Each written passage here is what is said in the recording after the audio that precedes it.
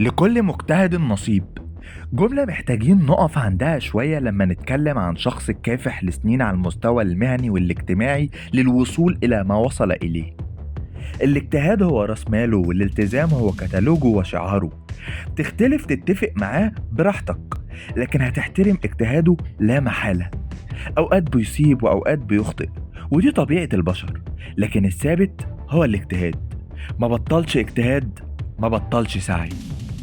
تكليف عبد الناصر زيدان كان بمثابة تكريم لشخص اجتهد بعدد دقات عقارب الساعة. معرفش اليأس أبدا، ولا كان لحلمه سقف ولا لطموحه حدود. تكليف بتقديم حفل بقيمة وقدر احتفال اتحاد الكورة بمرور 100 سنة على إنشاء منطقة الإسكندرية عاصمة مصر التانية. كان تكليف يستحق شخص بمهنية عبد الناصر زيدان، وعبد الناصر زيدان يستحق تكليف في تكريم بالحجم ده وأكتر. لكل مجتهد نصيب، واللي قاصد خير لن يخيب.